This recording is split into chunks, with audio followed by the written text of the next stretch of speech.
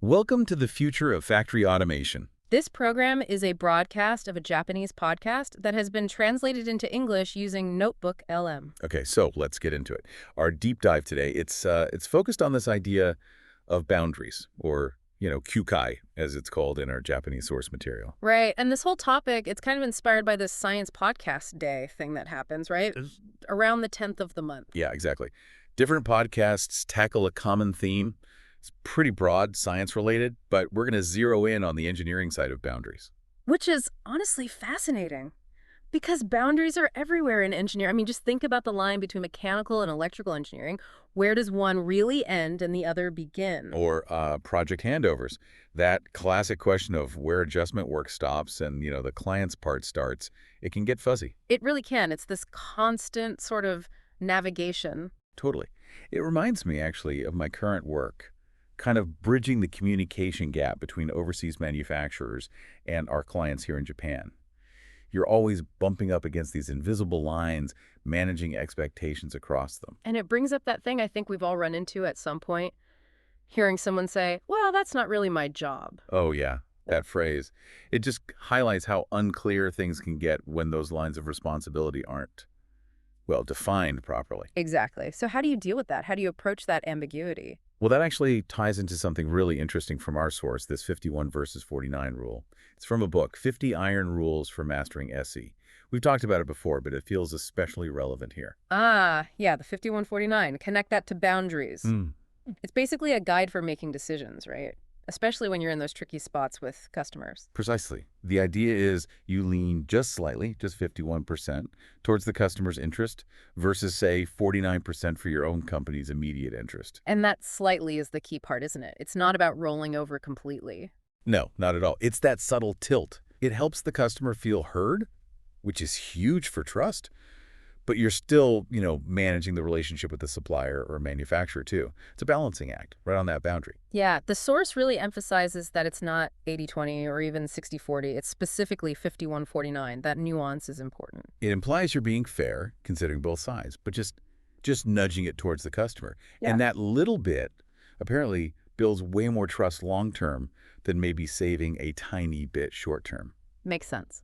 So thinking bigger picture about how we work. Should these boundaries be super rigid, like walls, or should there be some, some flex, some overlap? That's the million-dollar question, isn't it? The source actually floats this idea of mutually creating overlapping areas instead of hard lines. Okay, I like that. More collaborative, like being willing to step just a little outside your specific job description. Yeah, which is interesting because you look at big companies and often it's the total opposite, right? Super specialized silos. Oh, definitely. You've got your wiring team, your electrical team, software's over there, commissioning's another group entirely. Very compartmentalized. Whereas, smaller companies, you often don't have that luxury. People just have to be more versatile, handle more stuff. And honestly, there's a real upside to that, especially when you're starting out, like those first few years, maybe 3 years or so. Yeah. Getting to try a bit of everything, it's invaluable for finding out what you're good at, what actually clicks for you, like a discovery phase.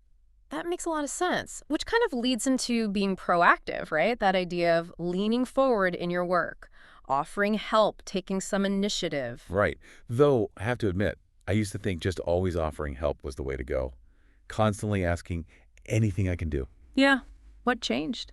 Well, I learned that for some people, maybe, 15%, according to one observation in the source. 15%. Okay. Yeah. For that group, that kind of proactivity can feel intrusive.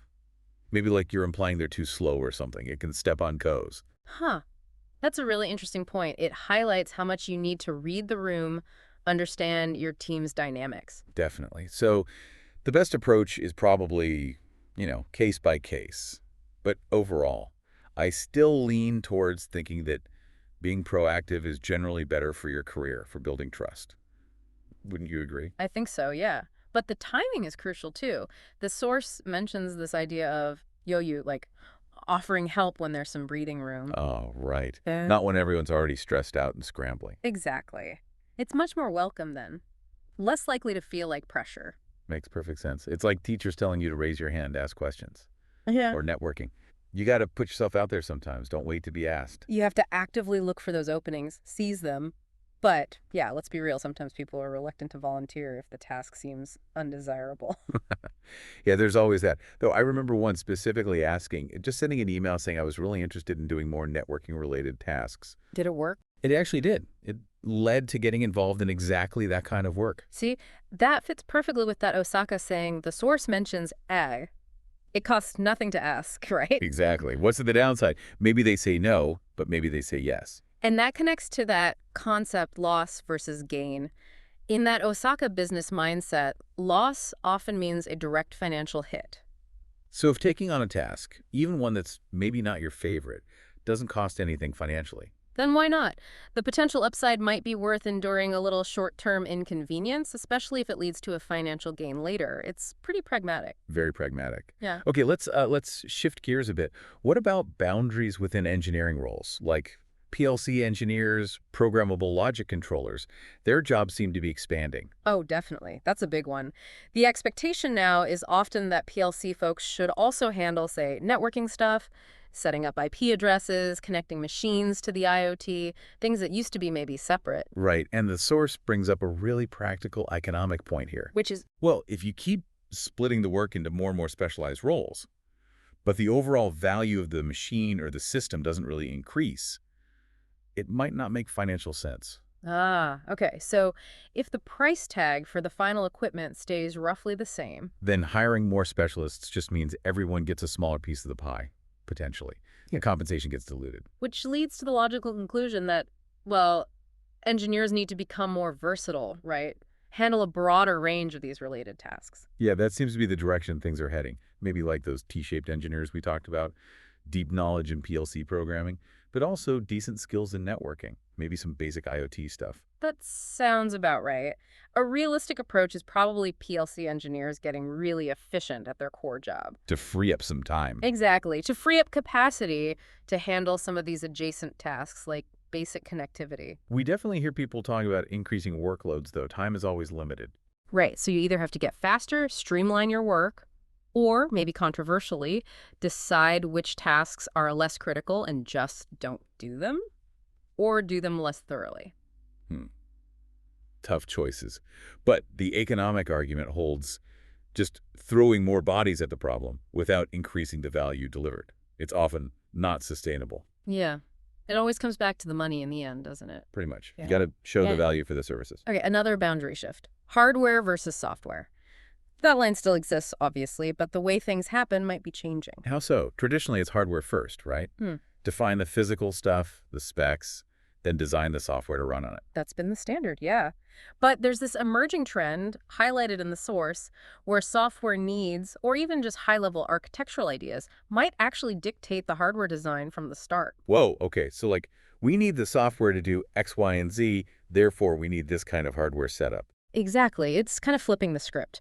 The source says this is maybe more common in things like automotive or consumer electronics right now, less so in traditional Japanese factory equipment. Yeah. Give me an example. Like, for a car. Yeah, instead of designing the physical car and then figuring out the software for the infotainment, the engine control, whatever, you might start with the desired user experience, the functions you want, and that drives what sensors, processors, and communication buses you need in the hardware. So, software here isn't just code, it's like the whole system concept, the information flow. Precisely. And the source suggests that better simulation tools could really push this forward. If you can simulate everything really accurately, Yeah. then the software design can happen much earlier, and it informs the hardware needed to make the simulation a reality. Interesting. Definitely. Now, thinking about other roles, historically you had robot guys, PLC guys, vision system guys, often separate specialists. Right. Do you think the future means one person needs to be good at all of those? Well, specialization will always have its place, I think, for the really complex stuff. But yeah, the way these technologies are integrating, it probably means more engineers will need at least a working knowledge across these areas. And we circle back to economics again, don't we? Pretty much. Hiring 3 different specialists when maybe one versatile person could handle 80% of the combined tasks efficiently, especially if none of those specialist roles is a full-time job on its own for that project. It just makes more sense to have the versatile person maximize their capacity. Exactly. And as the tech gets easier to use, in some ways maybe simpler interfaces, Better integration tools, the need for a dedicated specialist for every single aspect might decrease. So the challenge is using people's time effectively as the tech changes. Yeah. And one solution the source points to is empowering individuals to handle a wider range of the, let's say, simpler or more common tasks across these domains. Consolidate the easier stuff. Right. Leave the really tough specialized problems to the deep experts, but let one capable person handle the more routine integration tasks. That actually sounds a bit like the old trend in Japanese manufacturing towards multi-skilled workers, doesn't it? It does have that echo, yeah. So connecting back to that software-driven hardware idea. You need to figure out which tasks truly need that deep, specialized hardware or software expertise, and which can be handled by someone with a broader skill set. Like the IP address example. Maybe your PLC expert isn't a networking guru. But hiring a dedicated network engineer just to set a few IP addresses, increasingly hard to justify. So either the PLC person needs to learn basic networking, or the systems need to get so simple that anyone can configure them easily. Which leads to that analogy the source used about creating and distributing weapons. Yeah, meaning tools and knowledge that are easy for more people to pick up and use effectively. And that's on both manufacturers and users. Manufacturers need to make the tools user-friendly. And users need to, well, learn how to use them. Like that Japanese saying, a weapon is useless if you don't equip it. You got to learn how to wield the tool. True. But there's always that hurdle, right? Yeah. Quantifying the benefit of learning a new skill or tool up front can be tricky. And there's the training time, the learning curve. Absolutely, it's an investment. But the overall point is some of these traditional boundaries between roles might just fade away or become much less rigid over time. Okay, one last boundary mention, just briefly touched on in the source. Personal versus professional life. Apparently, for one of the speakers, those lines are a bit blurry. Yeah, the source noted seeing work equipment in their living space suggests less separation. But the speaker clarified, saying, while work and hobbies might use similar skills, they do keep them distinct mentally. That's a good point. It's great if your work aligns with your interests, for sure. Lucky position to be in. Definitely. But even then, the source notes you still have to choose to pursue it, put in the effort. It's not always effortless just because you enjoy it. And often, the things people are really passionate about, that's where the competition is highest. True. Like one speaker mentioning wanting to work with robots, specifically caregiving robots, power assist stuff. Which opens up the whole can of worms about what even is a robot, Yeah. right? The source says there's no single strict definition. Generally, yeah. Sensors, some kind of computer brain, and actuators doing something. But that covers a huge range. Industrial arms, humanoids, sure, but also simpler automated machines could arguably fit. Which is why that anecdote about applying to a car company makes sense. Cars are full of robotic systems. Yeah, even if getting into their specific robotics research division, like Honda's Asimo team or similar ones at other companies, is probably really tough. It's a specialized competitive field for sure. And that final little story about the speaker's kid asking, "What's a robot?" makes you think maybe just being able to identify robot-like things, understanding how automated systems work, is becoming a pretty important skill. Even if our first image of a robot was maybe closer to Astro Boy. Probably. All right, well, I think that wraps up our look at boundaries for this Science Podcast Day theme. Lots to think about there, definitely. Posting 200 daily episodes. Please follow and comment